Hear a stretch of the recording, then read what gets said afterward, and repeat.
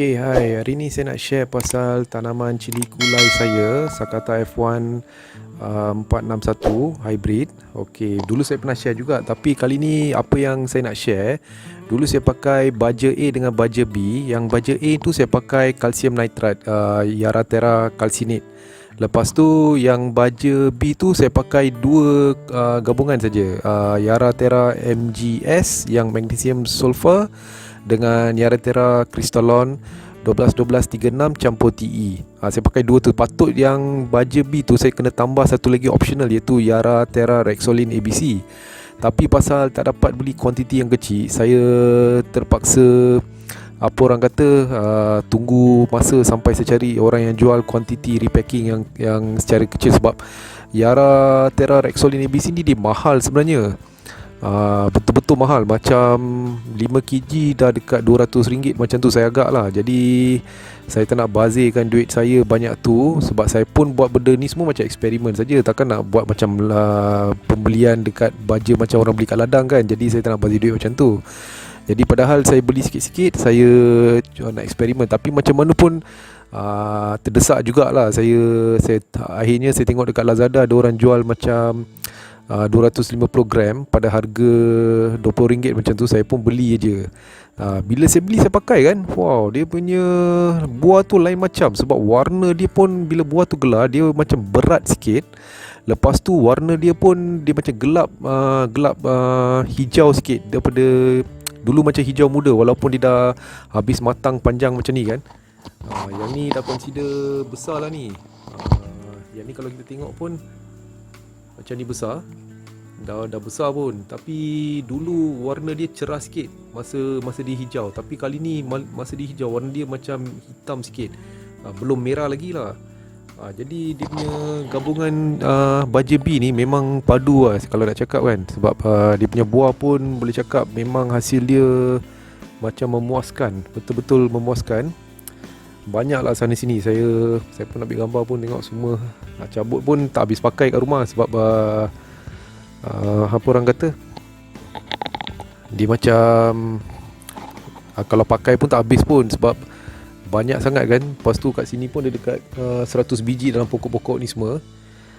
Malas nak guna habis lah. Jadi bila perlu saja saya cabut. Tapi kalau selagi saya biarkan kat sini, dia macam lagi cantik. Dia lagi besar, dia lagi padu dia punya buah tu.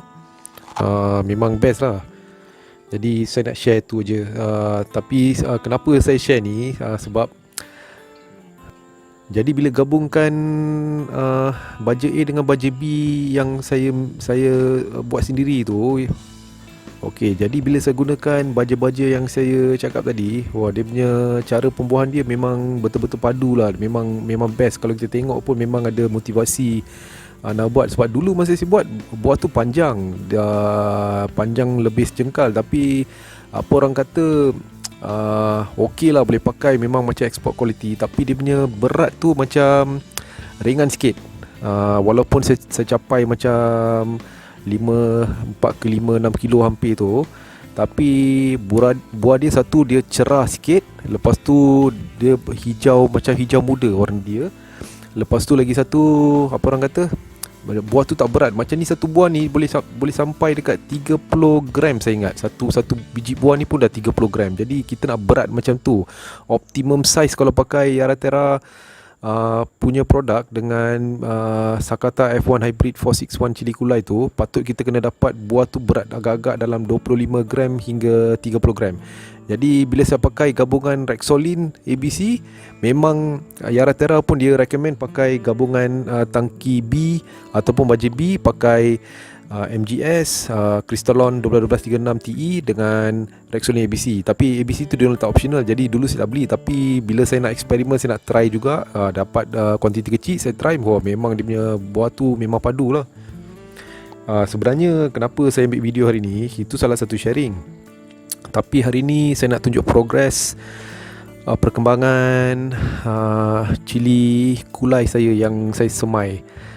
Yang ni baru dekat 2 minggu lebih. Tinggi dia pun boleh cakap memang dah dekat almost 2 inci lebih. Tapi dulu yang ni dekat 3 minggu lebih dah. Ini cili padi bara F1 hybrid Sakata 508, dia dah tinggi, tapi yang hebatnya yang cili kulai ni lagi panjang. Sebab cili kulai ni saya semai lewat selepas 1.5 minggu baru saya semai yang ni. Agak-agak lah, tapi pengembangan cili kulai ni lagi padu dan lagi cepat daripada cili padi. Cili padi ni mula-mula awal dia okey, lepas tu lama kelamaan dia macam susah nak bergerak. Walaupun dia semua tinggi-tinggi yang sama laras kan, tapi dia susah nak bergerak. Jadi macam mana pun saya pantai dulu lah, sebab belum nak pindah lagi. Sebab baru 2 daun aja keluar, lepas tu baru 2 inci lebih.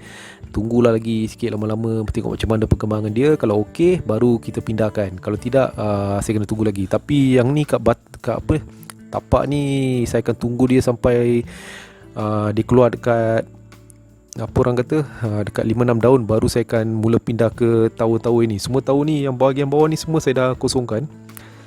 Ada dekat 14 tower kat sini. Jadi saya dah kosong-kosongkan tempat-tempat yang saya nak tanam. Sebab ni dah 3 musim ada pokok kat sini, hampir dekat 6 bulan macam tu.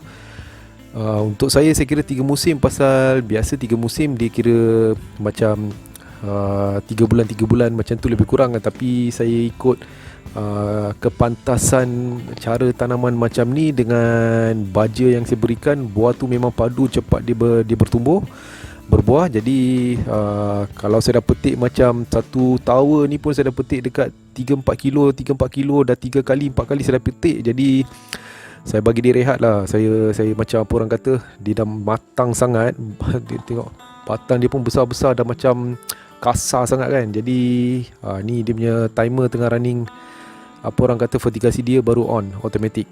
Kan dah boleh tengok baru semua bergerak. Jadi semua dah mula berair, proses air tengah masuk dalam air baja. Jadi saya dah retirekan mana yang berfungsi lagi. Pokok-pokok yang okey saya biarkan saja. Jadi yang ni semua saya dah kosongkan. Ini dah dekat 20 lubang kat sini. Kat sini ada 20 lubang, sini pun ada 20 lubang. Mana-mana yang boleh saya dah keluarkan. Jadi saya akan gunakan untuk peluang ni untuk tanam yang kebanyakan pokok ni. Sini kat bawah ni dalam tapak semayan ni ada dekat, walaupun tapak saya nampak kecil, tapi dalam tu saya dah muatkan macam dekat hampir 150. Sebelah kiri Sakata F1 cili padi 508, yang ni 461 sebelah kanan. Jadi dua-dua saya akan pindahkan. Dua-dua lebih kurang dekat 80 pokok macam tu. Jadi inilah perkembangan latest update saya nak bagi tahu. Sebab pakai gabungan Yara Terra yang betul, yang optional pun saya tambah, dia punya pertumbuhan tu memang best lah nak cakap.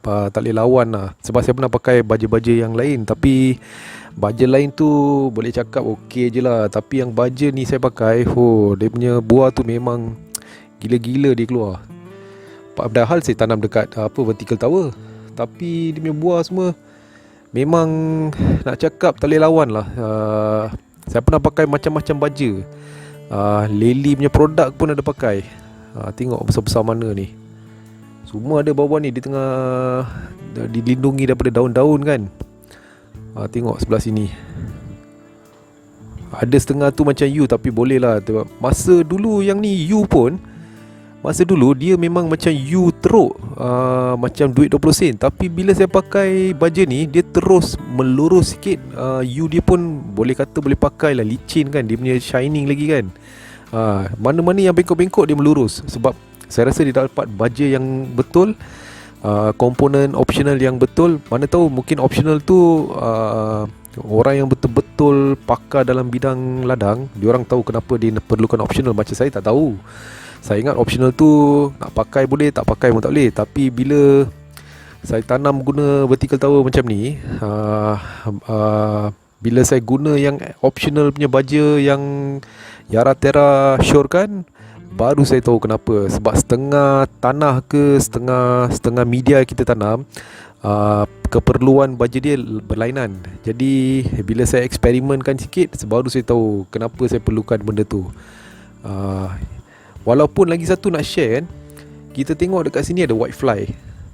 Dekat daun ni ada whitefly. Tapi masa ada whitefly pun, buah pun boleh katakan okey, tak ada masalah. Macam buah ni semua okey. Sebab saya tengok masa saya pakai baru-baru ni Rexolin dalam masa 2 minggu ni kan, buah tu membesar dengan cepat.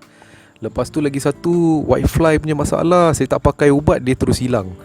Maknanya nutrien yang betul membetulkan apa orang kata, menghalau whitefly ni. Sebab whitefly ni mengacau tanaman kita. Tapi whitefly ni pun tak duduk lama sangat, dia macam sikit-sikit aja. Kebanyakan daun pun tak ada whitefly. Semua macam tengok, yang ni semua dah mati-mati kan. Jadi tak ada banyak whitefly. Jadi okey saja. Saya ingat dulu satu video tu saya ada share pasal whitefly, tapi baru saya tahu bila kita guna baja yang betul, whitefly pun hilang. Tapi kalau kita terlebih baja, whitefly akan dipelawa masuk ke ladang kita ataupun kebun kita, sebab kita terlebih baja ataupun kita kekurangan baja. Orang lain macam serangga ni ambil kesempatan kan. Jadi macam saya ni, saya pakai sekarang baja yang kombinasi betul. Saya tengok keperluan saya untuk pakai ubat racun berkurangan secara drastik. Tak payah pakai banyak-banyak, tak payah pakai frekuensi macam seminggu 2 kali ke 3 kali, tak payah. Saya pakai mungkin last saya pakai selepas 8 hari yang dulu, sebelum 8 hari yang dulu. Jadi selepas tu saya tak pakai langsung. Lepas tu hari pun rasa nak pakai tapi malas nak pakai. Tengok-tengok tak ada apa-apa yang kacau, jadi saya pun biarkan sajalah. Saya dah kurangkan pakai apa-apa jenis racun yang saya dulu selalu pakai. Saya tak pakai dah sekarang. Jadi yang itulah saya punya perkembangan yang terkini saya nak share hari ni. Okey, itu saja. Thank you.